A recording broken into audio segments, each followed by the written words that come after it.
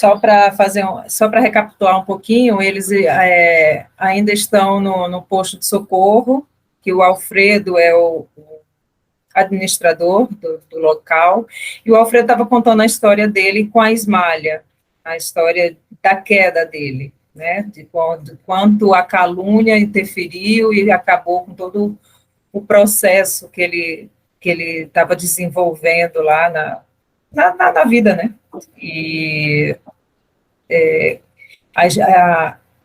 um sócio, um amigo, caluniou a esposa e tudo isso decorreu na queda dele. E aí a gente começa esse novo capítulo, com informações e esclarecimentos. Alguém gostaria de ler? Então eu vou ler. A volta de Ismalha ao círculo da conversação impediu o prosseguimento do assunto. Aproveitando, talvez, a oportunidade, Aniceto perguntou ao administrador.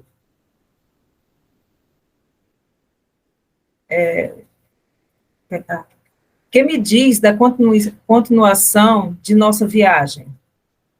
Estimaríamos alcançar, ainda hoje, as esferas da crosta. Dirigiu-nos Alfredo significativo olhar e falou. Não me sinto com o direito de alterar-lhes o plano de serviço, mas seria conveniente pernoitar aqui. Nossos aparelhos assinalaram a aproximação de grande tempestade magnética, ainda para hoje. Sangrentas batalhas estão sendo travadas na superfície do globo.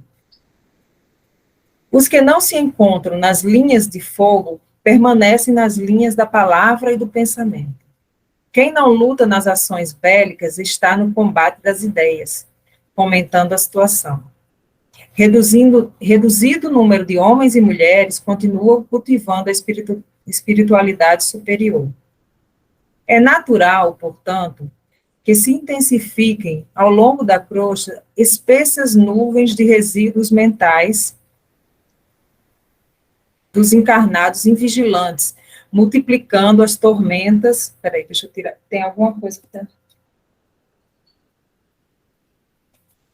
Acho que estava atrapalhando aqui o de vocês. Me perdi. É natural, portanto, que se intensifiquem ao longo da crosta. Quer falar alguma coisa? Ao longo das espessas nuvens de resíduos mentais dos encarnados invigilantes, multiplicando as tormentas destruidores. Sani, deixa eu só fazer um comentário nesse parágrafo. Eu achei esse parágrafo rico, essa parte aqui em que ele fala, né, que os nossos aparelhos assinalam a aproximação de grande tempestade magnética, ainda para hoje. Sangrentas batalhas estão sendo travadas na superfície.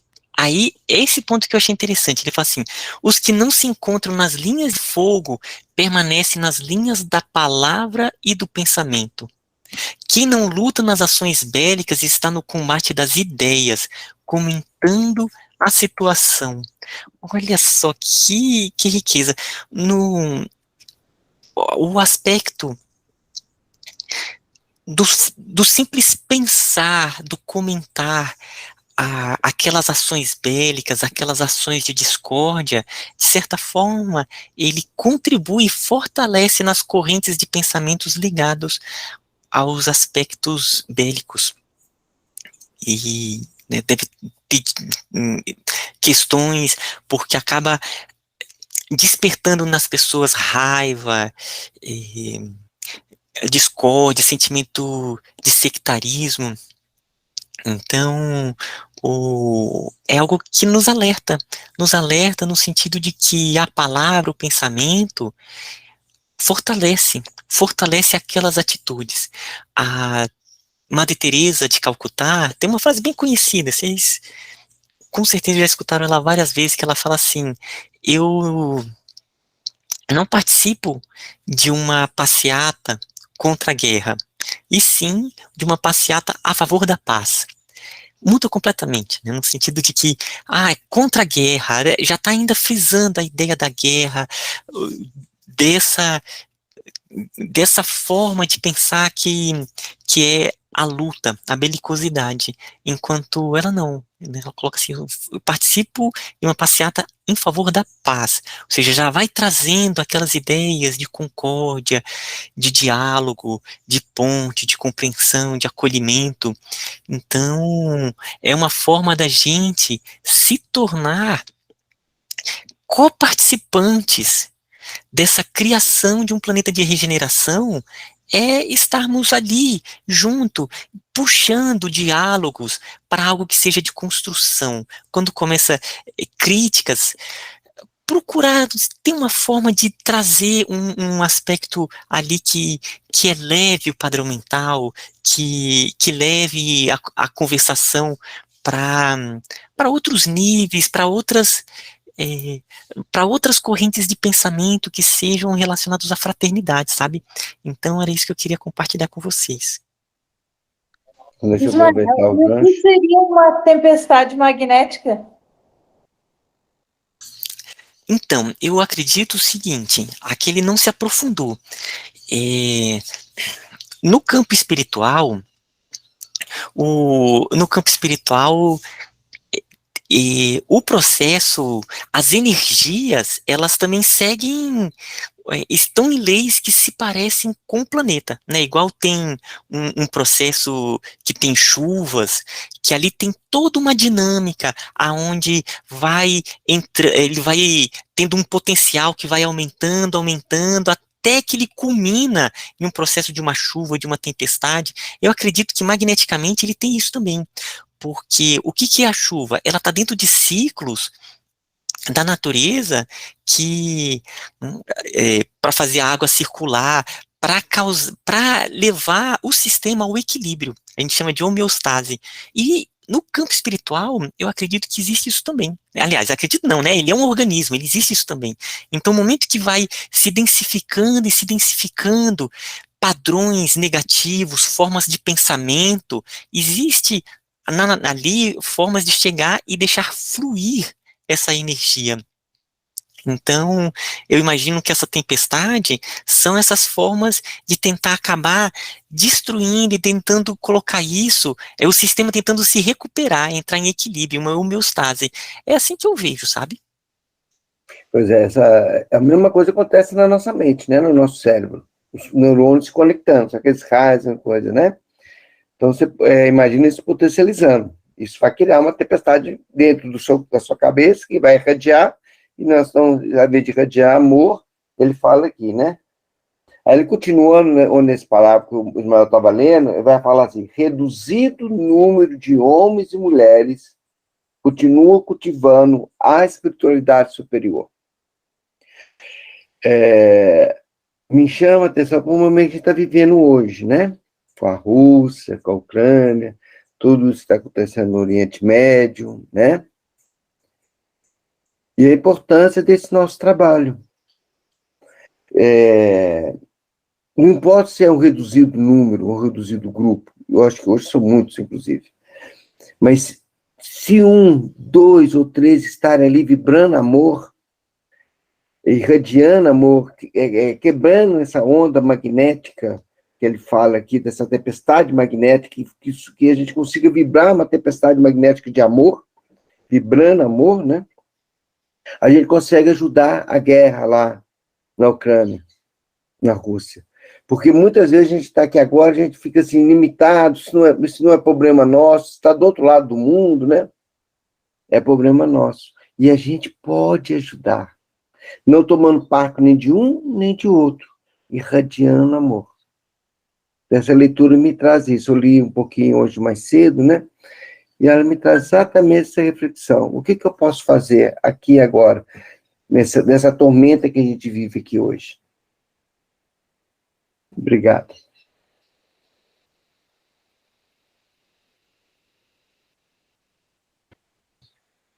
Alguém mais quer falar alguma coisa?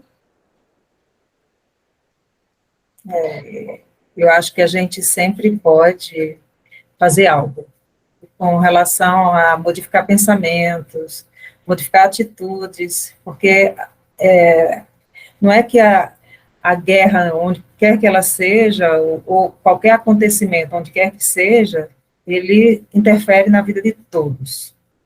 Da gente que está aqui do outro lado do mundo, ou de um que está aqui do lado da gente, porque um grão de areia que você move aqui faz um efeito do outro lado também. É o bater das asas da borboleta, né? Faz efeito dos dois lados. Vamos Isso eu acredito continuar. também, Sara.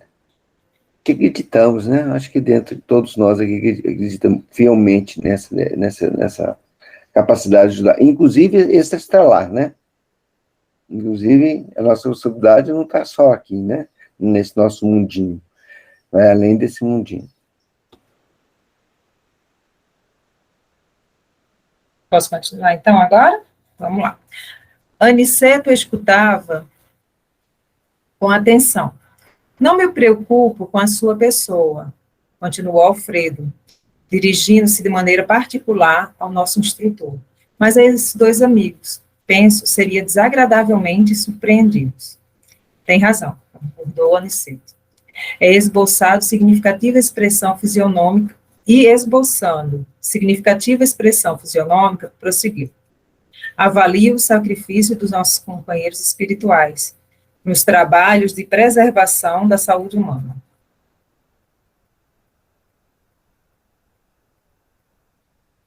São grandes servidores, disse o senhor do castelo. De quando em quando, observo-lhes pessoalmente os núcleos de atividade santa. A humanidade parece preferir a condição de eterna criança. Faz e desfaz os patrimônios da civilização, como se brincasse com bonecos.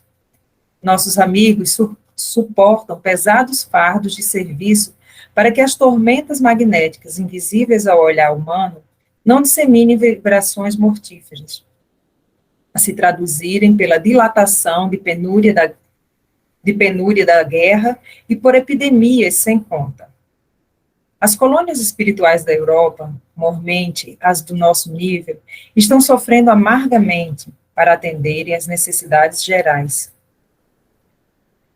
Já começamos a receber grandes massas de desencarnados, em consequência dos bombardeios. Nosso lar, pela missão que lhe cabe, ainda não pode imaginar todo esforço que o conflito mundial vem exigindo da nossa colaboração nas esferas mais baixas. Os postos de socorro de várias colônias ligadas a nós estão superlotados de europeus desencarnados violentamente. Fomos notificados de que as súplicas da Europa dilaceram o coração angélico dos mais altos cooperadores de nosso Senhor Jesus Cristo. Aos terríveis bombardeios na Inglaterra, na Holanda, Bélgica e França, sucedem-se outros de menor extensão. Depois de reiteradas assembleias de nossos mentores espirituais,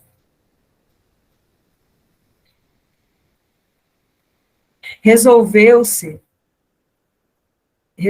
providenciar a remoção de pelo menos 50% dos desencarnados na guerra em curso para o nossos núcleos americanos. Temos aqui o nosso campo de concentração com mais de 400. Mas não há dificuldade no socorro a essa gente? Indagou Aniceto em tom grave. E a questão da linguagem?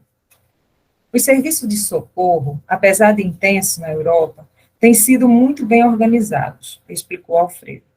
Para cada grupo de 50 infelizes, as colônias do Velho Mundo fornecem um enfermeiro e um instrutor, com quem nos possamos entender de modo direto.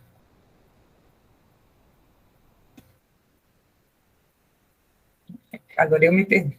De modo direto. Aqui. Desse modo, o problema não pesa tanto, porque nossa parte de colaboração consta de fornecimento de pessoal de serviço e de material de assistência. Eu tenho uma dúvida aqui para colocar para vocês, com relação a essa da linguagem, porque às vezes a gente vê em alguns livros, alguns médiuns que falam a respeito de entender a linguagem fluente, sem nunca ter aprendido no plano físico, aquela língua, assim, conseguir se comunicar em inglês, em francês, qualquer língua que seja, diferente da língua pátria, sem nunca ter tido esse conhecimento naquela vida. E aí, nesse caso aí, que eles estão num plano espiritual, essa comunicação não seria mais fluida? Não seria mais fácil, até pela quebra de várias barreiras? Sani, quando você parou, eu estava aqui já me preparando para pedir, para fazer um comentário sobre essa parte. A parte da linguagem me toca muito. E tem, tem alguns aspectos, né? Então, esse que você contou, que é, por exemplo, uma pessoa que acaba que ela, sem conhecer, ela acaba que desperta e passa a aprender uma outra língua, ou mesmo ela, em uma psicografia, ela faz uma psicografia em um idioma que nunca conheceu. E então isso aí, essa pessoa ela já tem no seu campo mental aquele arsenal daquela linguagem, né, que os espíritos eles só acabam ativando e possibilitando usar aquele arsenal para trazer a informação. A questão da linguagem, no plano espiritual, ela ainda é algo muito delicado, porque à medida que o espírito ele vai evoluindo, ele vai transcendendo o aspecto dos caracteres da comunicação. Mesmo que seja uma comunicação mental, durante um tempo ela ainda se usa os códigos de uma certa linguagem, né? Então a pessoa está pensando até conseguir transcender em um tipo de linguagem que é o próprio teor, a própria vibração do que a pessoa está passando, o outro ele capta e é uma comunicação. Então, essa comunicação, ainda na Terra, ainda durante um bom tempo, ainda vai se usar desses códigos. E os espíritos que desencarnam, eles ainda estão presos a essas comunicações. Então, ele não, igual aqui a gente não tem o despertar de todas essas linguagens que a gente já teve, espíritos que desencarnam, que estão em um nível evolutivo, né, normal, ou mesmo mais denso, eles também não têm acesso. Então, então, eles acabam se juntando em núcleos, em colônias, ligados a uma determinada linguagem. Tem um livro, então, né, aí o que me toca muito é a causa do Esperanto, né, que desde que eu era adolescente, um pré-adolescente, e já me tocou muito a alma. E eu já fui bem mais ativista, agora eu tô tá em potencial a causa do Esperanto. E tem um livro editado pela FEB. Aliás, a FEB tem 2 livros maravilhosos. Um que se chama Esperanto como Revelação. É esse que eu ia falar. O Esperanto como Revelação foi um livro que foi psicografado pelo Chico, de um espírito chamado Valdomiro Lorenz, que foi um médium encarnado espetacular, espetacular. Eu vou depois até mandar um videozinho contando a vida desse médium que vale a pena conhecer. E ele vai contando o surgimento do Esperanto do ponto de vista espiritual, né, que foi um trabalho que começou 800 anos antes de vir para o plano físico, já foi tendo uma preparação para ser uma linguagem de comunicação entre grupos que falam línguas diferentes. Então ele tem uma característica muito simples de ser aprendida, né? O Leon Tolstói ele diz que aprendeu em 4 horas a língua, o idioma, e a ideia é que grupos diferentes eles possam se comunicar. Então ele vai contando toda a densificação que foi tendo o Esperanto. Eles foram criando núcleos em esferas mais altas e foi até todas as colônias, elas têm as suas universidades, as suas escolas de Esperanto.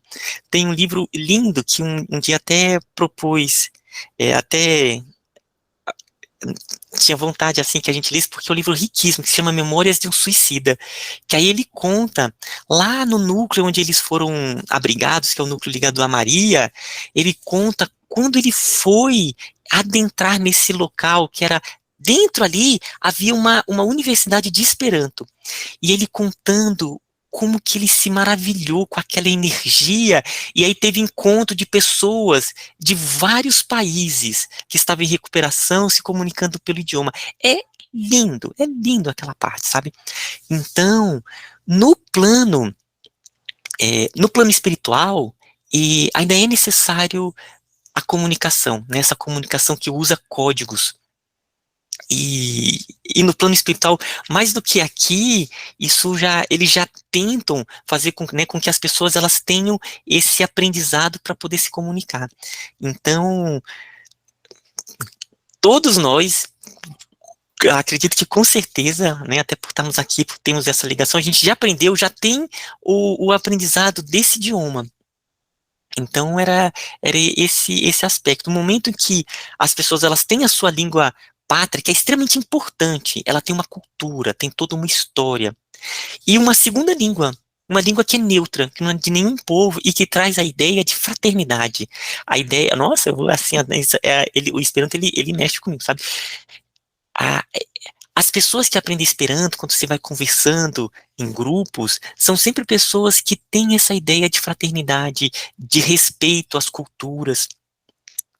E eu vou até parar aqui, que senão eu vou falar do Esperanto até, né? Mas no plano de vista espiritual, o Esperanto é um dos caminhos que vai ser, que nos trabalhos de regeneração vai, ele vai ser instaurado, porque as bases dele tá em planos muito superiores.